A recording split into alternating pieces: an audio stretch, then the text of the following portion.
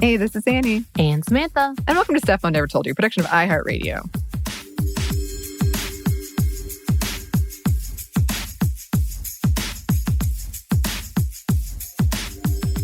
So, Samantha, have you ever gotten what you would call a trendy haircut? And follow-up question, have you ever gotten a really bad haircut? So, yeah, I would say I definitely got a trendy haircut. My trendy haircut would have been recent ones where I get it pretty short to the point that they have to shave a little bit of the back of my neck. Mm-hmm. And it does the whole like one-sided type of little bit of asymmetric, not completely type of style. Mm-hmm. I really love that hairdo. So that's going to be what I go back to. But again, yeah, so I feel like it's trendy, quote unquote, because I'm trying desperately not to be a 40-year-old Asian mom look. Uh-huh. Which can get real simple and easy when you get the Connie Chung. That's what I call it. Mm-hmm. No disrespect to Connie Chung, but from like the late 80s, early 90s hairdo. Mm-hmm. Beautiful woman, wonderful. Married a really bad person. Whatever. Outside of that, mm-hmm. her hair to me signified Asian moms. Mm-hmm. And I try to stay far away from that. Okay. But the really bad haircut, I would say my historical bad haircut was because I was in the orphanage coming into the U.S. So much lice. Solution was give a bowl cut. So really made my mother very sad because in the pictures I had very, very, very long hair. And I came into the U.S. with a bob, not even a bob. It was a literal bowl cut. Like it definitely, because my hair is also really thick at the top. So it even bushed out a little more. Right. Yeah. So that was even better. And my mother, because gender was very important to her, made sure I was wearing bows and such to signify that I am, yes, a female, even with a bowl cut.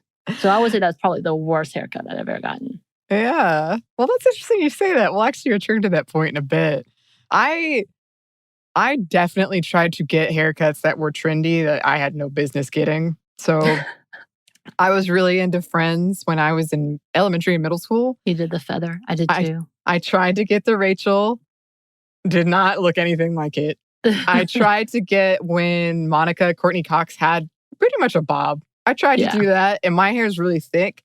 And I think the person who cut it, and this is like no shade at all, but I think that she wasn't used to dealing with really thick hair like mine. But mine also poofed out, and it looked quite funny. I think that's the worst haircut I've ever had. Right. Oh, 5th grade. Bad year to have a bad haircut too. Yeah, it was not good. And that's before I had like a straightener or anything to do something with it. And most of the time we were so young, we didn't know what to do with it. Right. Exactly. So it did feel like, because I didn't want to upset the person who cut my hair's feelings, but I remember being like, don't cry, don't cry.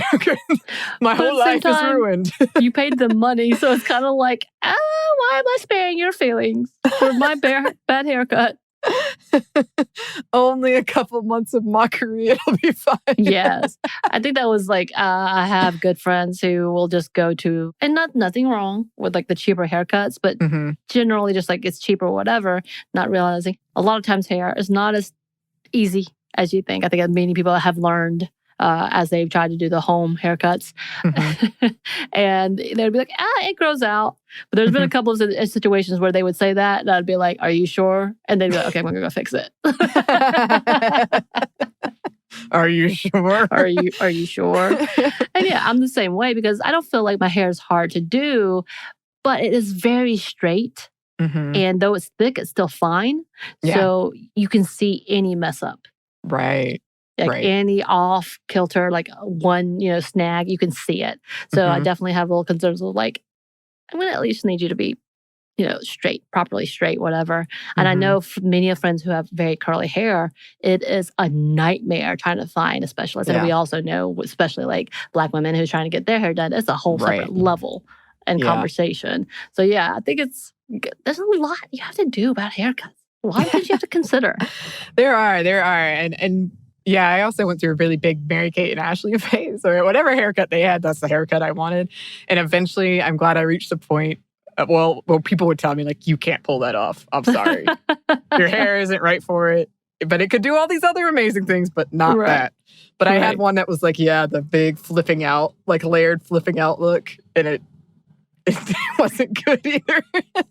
I believe I had that hairdo too. And I liked it for the most part, except once again, it aged me more than I wanted it to. Yeah. So we're talking about one of the trendiest haircuts of all time for this. And the reason we're talking about it is, yes, like the day I had my 2 weeks out from vaccine, fully vaccinated, I went and got my hair cut. And I was donating it and I needed 10 inches. And she was like, there's really only one haircut you can do. And it's pretty much a bob. And everyone came over and they were all like pointing at the hair. I'm like, what are you going to do about this? And what are you going to do about this? And I was just like, oh gosh, please. Because I've never had it this short before. And I asked about have you seen a lot of people coming in with their self haircuts? And she said, yes, a lot of disasters we've had to try to rectify. But I do like it. I do keep like feeling at it and I'm trying to put it up and I'm like, oh yeah, there's just no hair back there anymore. But it's so fun to wash. It dries so quickly. Yeah. I did like having long hair as well, but this is a nice... I feel like I'm pretty sure you've at least used on 2 separate occasions the excuse of washing your hair as to not being able to do something previously before this new haircut, of course. That's a legit excuse. It was like a whole thing. People would laugh at me because I would be like, I have to take my long shower today. And they'd be like, what does that mean? And then like, well, it's 10 minutes in the shower, but then it's like hours dealing with wet hair. But yes, for this Monday Mini, we thought we would do a really quick, brief history of the bob haircut. I think way back in 2013, the hosts, Chris and Caroline, did an episode on short hair, women with short hair. Because there are a bunch of stereotypes that come along with that historically that are still around. Maybe not as strong, but still around. Right. So if you want to hear more about that, you can check it out. And yes, long hair has long been associated with fertility, youth, and femininity. In May of 1920, F. Scott Fitzgerald published a short story called Bernice Bobs Her Hair in the Saturday Evening Post. It told the tale of Bernice, who was sort of this hapless and gullible person, and how her cousin convinced her to chop off all of her hair. And the fallout was just enormous. She's uninvited from events, she's shunned by men, and worried about bringing scandal to her family for her haircut. Right. So while the bob is primarily associated with the flapper look of the 20s, one of the most famous examples made headlines in 1915 when trendsetter and dancer Irene Castle cut her hair short so it would be easier to deal with. The look was called the Castle bob. Nice.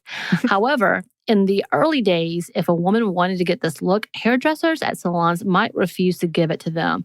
To be fair, sometimes they still will, because it was seen as controversial and scandalous. Not necessarily because it was scandalous. People will refuse it because they're just scared that you're making a mistake. Because I know they also talk about the whole boyfriend, ex-boyfriend, drama stuff and cutting your hair. Yeah. And I know I've seen stylists saying, no, wait, just sleep on it. Yeah. Or they may not know how to do it because it was so new or have the proper tools. So women might go to barbers instead. Again, women still do this. Yeah. And for the most part, barbers complied. I had considered, until we were talking about it just now, how odd it might be to have a haircut named after you. And you just have to hope that it was a good haircut. And not well, so did we talk about why it's called the bob? Yes.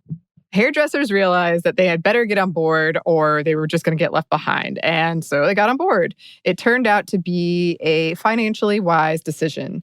Newspapers even wrote about it. The Washington Post published a piece called Economics of Bobbing in 1925, detailing the monetary impact of this hairstyle, reporting that from 1920 to 1924, the number of hairdressing shops in the U.S. rose from 5,000 to 21,000. And this didn't take into account barbershops. Right. And I can imagine the upkeep, because when you have short hair, you have to go more often. That's true. If you want to upkeep. So that's costly. True. It's costly. It was so popular and so widespread in the 20s that it was pretty much the standard for the Sears mail-order catalog. Oh, those Sears catalogs. And several variations developed. The Marcel, the finger wave, which I've desperately wanted to try, but I can't do it with my hair. Oh, The yeah. shingle bob and the Eton crop. And accessories like bobby pins were created to style these haircuts. And there were still concerns, including something called the shingle headache, describing as a type of neuralgia caused by the abrupt removal of hair, exposing the sensitive back of their necks. Yeah, so I didn't know that about bobby pins. But that's where the name comes from. And going back to what you were saying earlier, Samantha, about your mom putting, the bows and all these kind of gender indicators in your hair, some of these were like the headband, and then we get the bobby pins, that was kind of the same idea. Right. And yes, the name for bob comes from a 17th century word meaning short hair. So pretty... Okay, that's pretty straightforward. Yeah. Yeah, the castle bob. Yeah. I highly recommend. There's a really great infographic of all the types of these haircuts and what they looked like. And yes, I think the shingle one is being, dangerous. It's going to give you pain. And then it's just interesting because a lot of the historians where I was reading these articles and they would wrap it up with something like, there's never been a haircut quite like this one. Or if so, it's pretty rare that this was such a trend and it was so different than what had been before. And just to jumpstart the hairstyling industry and to have all these accessories come out along with it and to be so, everybody wanted one. Right. I mean, definitely that bob, that shortcut, the finger wave, we know what that era is. Automatically. Everyone knows. Everyone knows. Different hairstyles like the Farrah Fawcett, but we don't really attribute that to a whole generation. We don't see that as iconic, even though that is an iconic hairdo. Right. It's because of Farrah Fawcett making it an iconic hairdo, such as the Rachel. Yeah. I do remember kind of in our era, outside of the Rachel, was a haircut that happened because of Dawson's Creek.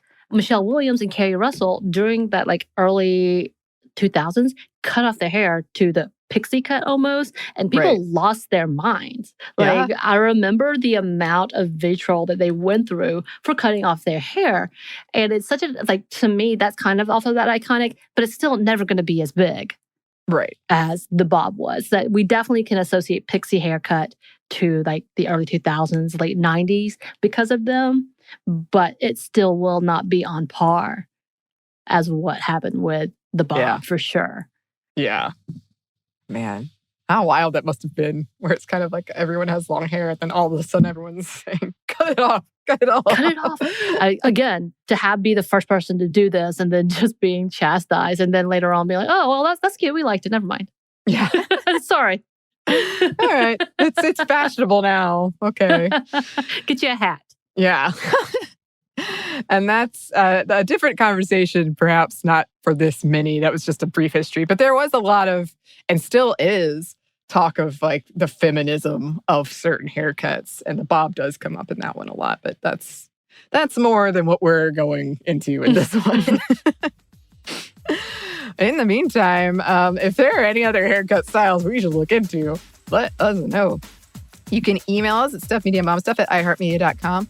You can find us on Twitter at MomStuffPodcast or on Instagram at Stuff Mom Never Told You. Thanks as always to our super producer, Christina. Thank you, Christina. And thanks to you for listening. Stuff Mom Never Told You is a production of iHeartRadio. For more podcasts from iHeartRadio, visit the iHeartRadio app, Apple Podcasts, or wherever you listen to your favorite shows.